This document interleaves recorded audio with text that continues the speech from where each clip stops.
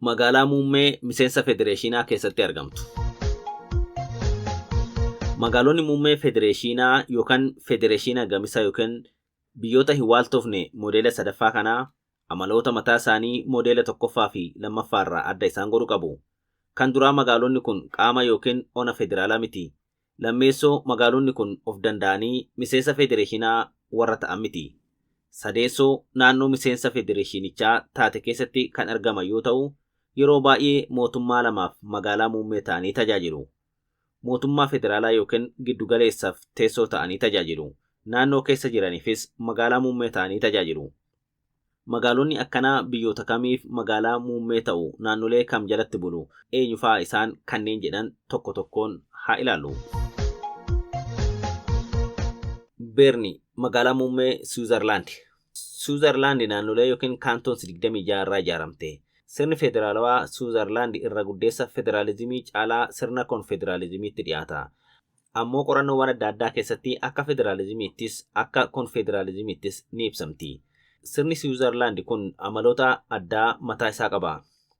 Fakkeenyaaf mirgoota nama dhuunfaa fi garee xiyyeeffannoo addaa kennuudhaan bifa madaalawaa ta'een wal cinaa akka kabajamuuf bu'uura cimaa kaa'a.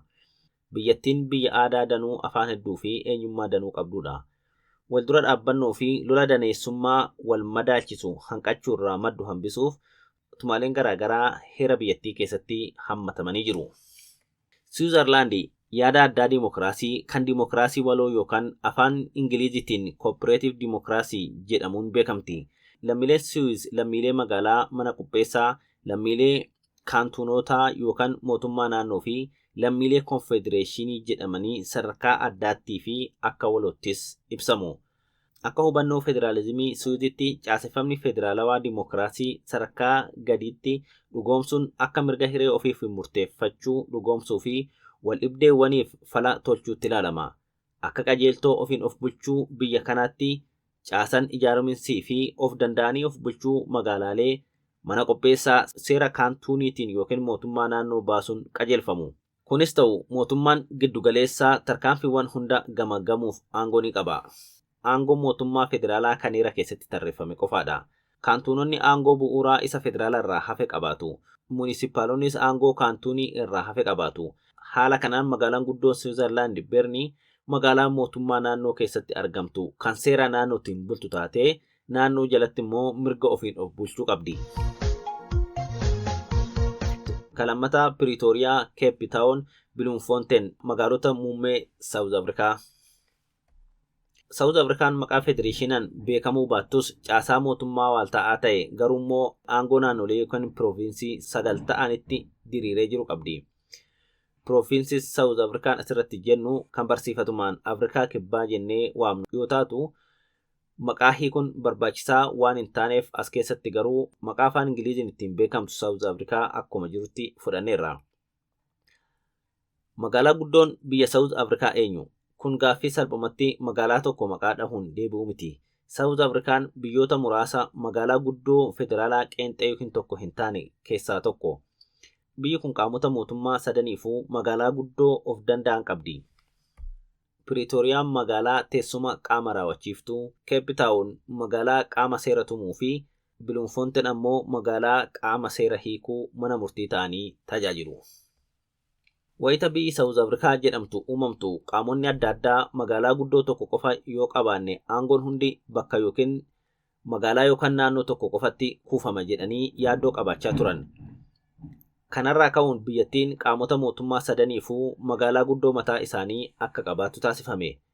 Magaalota guddoo sadi qabaachuun waan Itoophiyaaf muuxannoo ta'u hin dhabu waan ta'eef mee sadanuu hariiroo mootummaa naannoo fi giddugaleessaa waliin qaban haa ilaallu. Pretoria magaalaa guddoo qaama raawwachiiftuu South Africa Gauteng State. Pretoriyaan mootummaa naannoo Gautengii jedhamtu keessatti kan argamtu yoo taatu magaalaa guddoo bulchiinsa qaama raawwachiiftuu federaalaa keessummeessituudha. Naannoon Gauteng naannoo South Africa 9 keessaa xiqqoo yoo taatu magaalota akka Pretoria, Johannesburg, Germiston fi Vereeniging jedhaman fa'aa hammatti. Yeroo baay'ee akka magaalaa guddoo biyyattiitti ilaalamti. De facto national capital. Pretoriyaan bara apartheid magaalaa guddoo South Africa turte. Maqaan Pretoria jedhu falmisiisaa yoo ta'u gara maqaa durii ishii deebisuuf dhiibbaan godhamaa ture amma milkaa'aa jira. Maqaan Addis Ababaa jedhu gara Finfinneetti akka deebi'uuf maaltu godhamaa jira kan jedhu itti yaadamuu akka qabu asumaan yaadachiisna. Kalammataa Cape Town magaalaa guddoo qaama seera tumtuu yookiin paarlaamaa South Afrikaa Western Cape State. Cape Town mootummaa naannoo Western Cape jedhamtuuf magaalaa guddoo yoo taatu sadarkaa federaalaatti ammoo taa'umsa qaama seera tumuu waan taateef paarlaamaan South Afrikaa Cape Townitti yaa'ii taasifata. Kana malees magaalaan kun amaloota addaa biroos qabdi. Cape Town ardii Afrikaa keessaa Tobogaaning Tiraak kan keessatti argamudha. Sababa kanaanis magaalaan tun maqaa Cool Running jedhamu argatteetti. Magaalaan tun lafa biqiltuu addunyaarraa guddaa fi eessattuu hin argamne 7,000 ol keessatti argamu kan Cape Floral Kingdom jedhamuufis manaadha. Magaalaan sadaffaan South Afrikaa ammoo Bloemfonteinidha. Magaalaa guddoo qaama seera hiiktuu yookiin mana murtii waliigalaa South Afrikaa Free Stateidha. Bloemfontein magaalaa guddoo qaama seera hiikuu waan taateef manni murtii waliigalaa oliyyannoo South Afrikaa asitti argama. Dabalataanis magaalaan kun magaalaa guddoo mootummaa naannoo Free State taatee tajaajilti. Ammallee muuziyeemiin tajaajila ittisa balaa abiddaa biyyattii guddichi asitti argama. Kasadaffaa Ottawa magaalaa muummee Kanaadaa yookiin Ontaariyoo. Federeeshiniin Kanaadaa bulchiinsa kolonii Biriitaaniyaa jalatti labsii Ameerikaa kaabaa bara 1867 baheen akka gamtaa koloniiwwan kaabaa Ameerikaa Biriitaaniyaatti uumamuudhaan to'annoo United Kingdom UK jalatti eegaleet hanga bilisummaattii fi sanboodas itti fufe. Dura dursoo kolonii Biriitaaniyaa gurguddoo lamaan Upper Kanaadaa fi Lower Kanaadaatu bara 1840 walitti dhufee Kanaadaa tokko uume. Bara 1867 yeroo federeeshinii ammoo Kanaadaan bifa dura tureen garuu immoo maqaa biraa gonfachuun bakka lamatti baate naannoo Ontaariyoo fi Quebecitti. Sababa kanaan federeeshiniin Kanaadaa takkaa'uu akka Stiipaan jedhutti walitti dhufuu yookiin coming together yookaan akka Whites bara 2005 jedhutti aangoo gadi hiruudhaan akka addaan hin facaane biyyattii walitti qabuu yookiin devolution jedhamee ibsama. Federeeshiniin Kanaadaa bifa kanaa fi kaaniin federeeshinii Ameerikaa irraa adda. Ottawaan magaalaa xinnoo yoo taatu akka magaalaa guddoo federaalatti naannoo Ontaariyoo keessatti daangaa naannoo Quebecitti siqxee kan argamtu yoo ta'u, federeeshiniidhaan dura bara 1859 akka magaalaa guddoo kutaa Kanaadaa tokkoomtetti filatamte. Magaalaa guddoo federaalaa ilaalchisee heerri bara 1867 labsii Ameerikaa kaabaa Biriitaaniyaan bahe keewwata 16 jalatti hanga mootittiin qajeelcha biraa kennisutti teessoon mootummaa Kanaadaa Ottawaa ta'a jedhee tumeera. Filannoon magaalaa guddoo kun waan shan agarsiisa. Tokkoffaa teessoo murteessuun barbaachisaa ta'uu. Lammeessoo Ottawaan yeroo filamtu mariin akka hin godhamin kanarraa ka'uudhaanis teessoo jijjiiruun wal qabatee falmiin irratti godhamee murtaa'u akka qabu. Sadeessoo magaalaan guddoon bakka walabaa fi naannoo tokkoof fayyadamummaa hin malle akka hin laanne akka ta'uu qabu. Afreessoon rakkoo nageenyaa keessaa fi alaarraa bakka bilisaa akka ta'uu qabuu fi dhumarratti mootittiin paarlaamaan erga raggaasisee booda mirkaneessuu akka qabdu agarsiisa. Ottawaan guutummaatti naannoo Ontaariyoo keessatti kan argamtu yoo ta'u, gama tokkoon lagatuu naannoo Quebec irraa adda baasa. Bulchiinsi magaalaa yookiin munisipaalitii tajaajiloota magaalaa kan hordofu yoo ta'u, naannoon Ontaariyoo dhimmoota sadarkaa naannoo yookaan State Matters irratti aangoo qaba. Gaggeessaa qabeenyota mootummaa federaalaa ammoo Koomishinii Magaalaa Muummee Biyyaalessaa yookiin National Capital Commission NCC kan jedhamutu bulcha. Barreessitoonni federaalizimii hedduun akka ibsanitti Kanaadaan akka federeeshinii addunyaatiif moodeelii gaarii taate tokkotti dhimma qo'annoo fi qorannoo magaalota federaalaa akkasumas akkaataa bulchiinsi magaalota federaalaa itti xiinxalamuu fi bulchiinsi faayinaansii isaanii itti hojjetamuu irratti akka waltajjiitti tajaajiluudhaan shoora irraa eegamu taphachuu qabdi jedhamee amanama.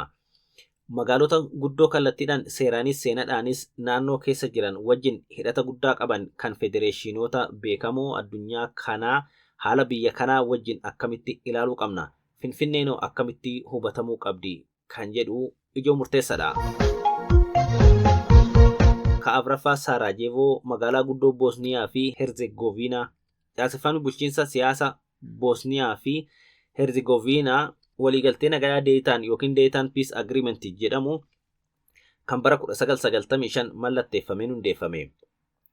Waliigaltee kanaan biyyattiin federeeshinii salphaa kan diriirsite odoo hin taane caaseffama walxaxaa naannoleen gurguddoon sadarkaa olaanaatti ofiin of bulchan lamaa fi naannoo garee hundarraa bilisa ta'e tokkorraa ijaarame hundeessite. Isaanis tokkoffaa Riippaabilika Sarbiiskaa yookiin RS naannoo sabni Sarbiyaa itti heddummatu giddugaleessa godhatee ijaarame. Kan lammaffaa Federeeshinii Boosniyaa fi Herzegoviinaa heddumminaan saboota Boosniyaakii fi Kiroot kan hammatuu fi kan sadaffaa Ona Birichkoo bulchiinsa addaa ofiin of bulchuu kan qabuu fi qaamota lamaan kanarraa walaba ta'e. Sarajevoon magaalaa muummee waliigalaa taatus bulchiinsa federeeshinichaa biyyattii keessaa tokko kan ta'e Federation of Bosnia and Herzegovina keessatti argamti. Magaalaa guddoo naannooti. Bulchiinsi ishii heeraa fi seerota Federation of Bosnia and Herzegovina akkasumas kaantuunii Sarajevo jalatti raawwatama. Akka teessoo mootummaa waloo biyyattiitti Sarajevoon mootummaa sadarkaa federaalaa keessaa dhaabbilee ijoo kanneen akka pirezidaantummaa paarlaamaa biyyaalessaa fi mana maree ministeerotaa yookiin kaabinee biyyichaa keessummeessiti. Gabaabumatti Sarajevoon sadarkaa saditti magaalaa muummee taatee naannoo jalatti bulti. Naannoo gaditti ammoo kaantuunii jalatti bulti. Sadarkaan tokkoffaan magaalaa guddoo Boosniyaa fi Herzegoviinaa ta'uudhaan bakka teessuma pirezidaantii fi paarlaamaa, kan lammaffaa magaalaa guddoo Federeeshina Boosniyaa fi Herzegoviinaa ta'uudhaan teessuma bulchiinsaa mootummaa federaalaa Boosniyaa fi Herzegoviinaa. Sadarkaa sadaffaan kaantuunii Sarajevo kan qaama ofiin of bulchuu qabuu fi magaalaa muummee ta'uun tajaajilaa jirti. Magaalaa shanaffaan Moroonii teessoo gamtaa Komoros. Morooniin magaalaa guddoo Komoros yoo taatu odola ofiin of bulchan sadan Komoros keessaa tokko kan taate odola Grande Komor yookiin Ingazija jedhamtu keessatti argamti. Morooniin magaalaa idilee naannoo Grande Komor keessatti argamtudha.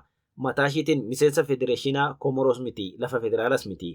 Morooniin teessoo mootummaa gamtaa Komoros Union Government ta'uun pirezidaantii paarlaamaa biyyaalessaa fi dhaabbilee mootummaa giddugaleessaa biroo kan keessummeessitu yoo taatu aangoo bulchiinsa odolaa yookiin Grande Komor jalatti argamti. Kanaafuu Morooniin magaalaa muummee naannoo Grande Komorii fi gamtaa Komoros taatee tajaajilti. Magaalaan ja'affaan Abu Dhabiiti. Abu Dhabiin magaalaa muummittii United Arab Emirates.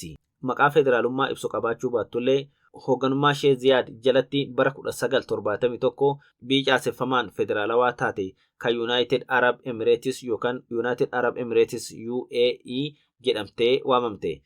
Humni kolonii Biriitaaniyaa wayita lafa isaanii gadhiisee bahutti Imireetonni xixiqqoon torba sodaa Saud Arabiyaa irraa qaban irraa ka'uun walitti dhufanii biyya waloo United Arab Emirates jedhamtu uuman. Yeroo kanatti magaalaan Abu Dhabii kiiloomeetira iskeerii 972 Emireetota yookiin naannolee torban keessaa magaalaa muummee naannoo yookaan Emireet Abu Dhabii turte. Emireetiin Abu Dhabii naannolee torban keessaa naannoo guddittii bilaannishii kiiloomeetira iskeerii 67,340 taatudha. Akkasumas Abu Dhabiin biyya waloo gamtaa naannolee torbaniitiin uumamte tan United Arab Emirates jedhamtuufis magaalaa muummittii taatee jirti. Magaalaan Abu Dhabii yeroo ammaa magaalaa muummee UAE fi magaalaa muummee naannoo yookaan Emireeta Abu Dhabii taatee tajaajilaa jirti. Kan torbaffaa Madrid magaalaa guddoo Spain naannoo hawaasa Madrid yookiin Community of Madrid keessatti argamtu. Spain seera bara 1878 baheen jecha federaala jedhu bakka tokkottuu hin fayyadamne yookaan seerota achii booda bahan keessattis hin ibsamne. Haa ta'u immoo jalqaba bara 1980moota haalli biyyattii jijjiiramee yaadirimeen kutaalee biyyaa ofumaan of danda'anii of bulchuu kan naannoo bilisaa ta'anii ofiin of bulchan jedhamu dagaagaa dhufe. Kutaalee biyyaa yookiin naannolee ofiin of bulchan akka jechuuti. Dabalataanis amaloonni federaalummaa calanqisan gabbatee kutaaleen biyya Spain sadarkaadhaan jiran hundi of danda'anii of bulchuuf mirga akka qaban heera biyyattii keessatti tumame. Biyyi Spain naannolee yookiin hawaasota of bulchan 17 fi magaalota ofiin of bulchan 2 irraa ijaaramte. Kana keessaa sadan Baaskuu, Kaataalaanii fi Galiishiyaan heera bara 1978 saboota seenaa mataa isaanii qaban kan afaan mataa isaanii qaban jedhamanii beekamtii gonfataniiru. Asirratti wanti hubatamuu qabu uummanni Ispeen parsantiin 40 yoo xinnaate afaan lama dubbata. Ispeen caasaa mootummaa aangoo gulantaa adda addaatti qoodamu waan qabduuf magaalaa federaalaa naannoo jalatti bultu qabdi. Haala kanaan magaalaan Maadriid magaalaa guddoo mootummaa Ispeen yookaan teessoo mootummaa giddugaleessa Ispeenii fi magaalaa guddoo mootummaa naannoo keessa jirtu kan hawaasa Maadriid Community of Madrid jedhamuuti. Teessoowwan qaama seera baastuu, raawwachiistuu fi seera hiiktuu mootummoota lameenii jechuunis mootummaa giddugaleessaa fi mootummaa naannoo magaalaa Maadriid keessa jiru. Magaalattiin handhuura biyyattiitti kan argamtu seensa guddoo gara biyyoota kolonii Ispeen duraanii Laatiin Ameerikaa taates tajaajilti. Maadriid magaalaa guddoo Ispeen kan miseensa federeeshinaa keessatti argamtudha. Magaalaa 8ffaan laallu ammoo Londani. London magaalaa guddoo United Kingdom yookaan England keessatti argamtu. United Kingdom UK'n biyya ifatti sirna federaalawaa hordoftu ta'uu baattus caaseffama biyyaa fi mootummaa federaalawaa fakkaatu caasaa hin waaltofne kan Quasi Federation jedhamee ibsamu qabdi. Haaluma kanaan UK'n biyyoota 4 irraa ijaaramte. Isaanis ka jalqabaa Ingilaandi magaalaan ishii London, ka lammaffaa Scotland magaalaan ishii Edinburgh, ka afuraffaa Wales magaalaan ishii Cardiff, ka afuraffaa Northern Ireland magaalaan ishii Belfast. London magaalaa guddoo United Kingdom yoo taatu moodela magaalaa guddoo mootummaa yookiin giddugaleessa naannolee biyyattii afran keessaa tokko kan taate Ingilaandi keessatti kan argamtudha. Kanarraa kan ka'e moodela magaalaa muummee mootummaa giddugaleessaa naannoo jalatti bultu keessaa tokko taatee fakkeenyummaan ibsamti. London magaalaa guddoo ona federaalaa addaa yookaan Federal Capital Territory yookaan naannoo of dandeessee miseensa taate otoo hin taane naannoo yookaan biyya Ingilaandi keessatti argamti. Akka heera United Kingdom heera hin barreeffamnee fi murtiiwwan manneen murtii tumaa heeraaf seera ta'aniin mirkanaa'anirraa hubatamuttis London England keessatti argamti. England fi Scotland waltajjiiwwan kubbaa miilaa addunyaa irratti akka biyyoota of danda'anitti waan dhiyeessaniif namoota gariin burjaajessuu mala. Isaan garuu kutaalee biyya United Kingdom jedhamtuuti. Magaalota akka Washington DC yookaan Canberra irraa adda ta'uun London naannoo keessatti argamtu England irraa adda baafamtee ona yookiin lafa federaalaa addaa jedhamtee hin caaseffamne. Akkasumas magaalota akka Berliinii fi Veenaa kanneen of danda'anii mootummaa naannoo yookiin constituent states ta'an irraas adda. London qaama Ingilaandii taatee itti fufuun magaalaa muummee mootummaa giddugaleessaa teessoo paarlaamaa biyyattii fi teessoo sirna gonfoo United Kingdom ta'uun akka tajaajiltu taasifame. Caaseffama abbaa taayitaa London guddittii yookaan Greater London Authority jedhamuun kan ofiin of bulchuu ishii agarsiisu qabaattus aangoon kun sargaa naannolee afran UK keessa jiran waliin walqixa ishii taasisuu hin danda'u. Murtiin London England jalatti akka itti fuftuuf taasifame kun karoora mootummaa giddugaleessaa UK irraa madde qofa osoo hin taane akkaataa guddinaa fi hariiroo seenaa England waliin qabduu fi jijjiirama mootummaa United Kingdom irraa kan dhalatedha. Yeroo ammaa London magaalaa muummee England fi UK yoo taatu England jalatti bulti. Walumaa galatti akka kutaalee sadan kana keessatti ilaalletti federeeshinoota addunyaa yookaan biyyoota hin waaltofne keessatti moodelii magaalaa muummee saditu bal'inaan beekama. Moodelii tokkoffaan magaalaa karooran lafa federaalaaf daangeffamee naannoleerraa yookiin naannoo tokkorraa kennamee irratti bifa haaraan kanumaaf jecha ijaaramu kan ona federaalaa yookiin federal territory jedhamudha. Moodelli kun bal'inaan federeeshinoota olaantummaa seeraa cimaa qaban keessatti fudhatama argate yoo ta'u, keessumaa biyyoota saboota gosoota yookiin naannolee hedduu of keessaa qaban keessatti walqixxummaa mirkaneessuu fi dhiibbaa naannoleerraa federaala irratti godhamu hambisuuf filatama. Moodelii lammaffaan kutaa lammaffaa keessatti akkuma ilaalle magaalli tokko muummee biyyaa taatee otoo jirtuu miseensota federeeshina biyyichaa keessaas akka tokkotti kan hundoofte jechuudha. Magaalonni akkanaa seenaa dheeraa ofiin of bulchuu kan qabani. Federeeshinoota Awurooppaa hedduu keessatti magaalonni seenaa dheeraa qaban kan akka Berliin, Veenaa fi Biraazil faa akka naannoo of danda'anitti caaseffamanii magaalaa muummee biyyaas ta'anii tajaajilu. Akkuma armaan olitti ilaalle magaalonni kaan ammoo miseensa federeeshinichaa keessaa tokko keessatti argamu malee addatti ona federaalaa miti yookaan of danda'anii naannoo hin taane. Fakkeenyaaf magaalaan muummittii Suuzerlaandii Berni kaawuntii Berni keessatti argamti. Seera kaawuntichaa jalatti bultii. Otowaanis akkasuma. Bu'uuruma kutaalee armaan duraa fi kutaa kana armaan olitti ilaalleen Finfinneen moodela kam jalatti ramadamtire kan jedhu gaaffii ijoodha. Gabaabumatti moodela tokkoffaa jalatti hin hammatamtu. Ona federaalaa miti jechuudha. Sababni isaa Finfinneen Oromiyaa keessatti kan argamtu yoo ta'u, karooraan magaalaa federaalaa ta'uuf jedhamtee karooraan lafa naannoon Oromiyaa safaree kenne irratti kan ijaaramte miti. Heerri biyyattees Finfinnee akka ona yookiin qaama federaalaatti hin ibsu. Magaalonni moodelaa tokkoffaa heeraan ona federaalaa jedhamanii ibsamu. Heerri Itoophiyaa garuu Finfinneen magaalaa guddoo mootummaa federaalaa ta'uu ishii ibsuu malee ona federaalaa ta'uu ishii hin ibsine.